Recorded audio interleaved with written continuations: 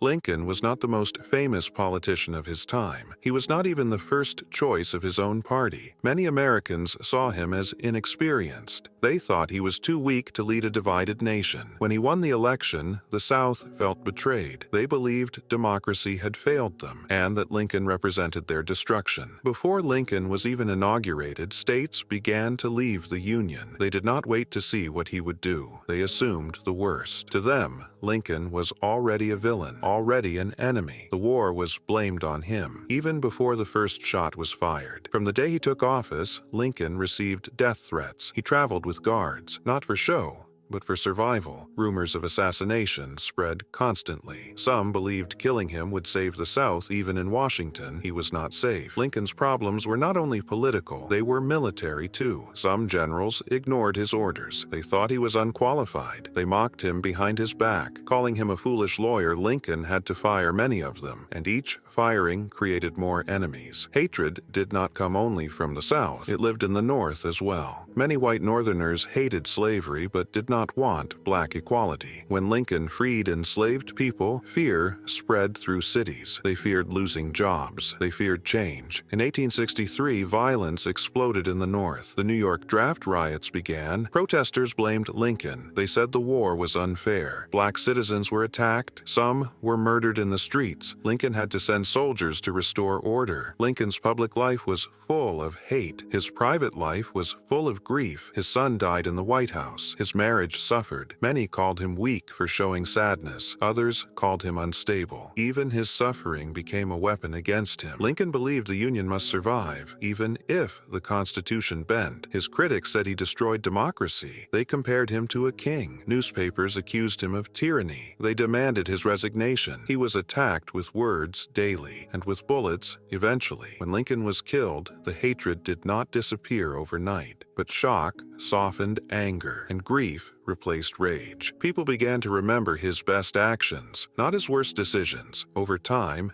he became legend. Abraham Lincoln was hated because he forced change. Change always creates enemies. He stood between two Americas, and both sides blamed him. He was not a perfect hero. He was a dangerous leader in a dangerous time, and that is why his story matters. Not because he was loved, but because he endured.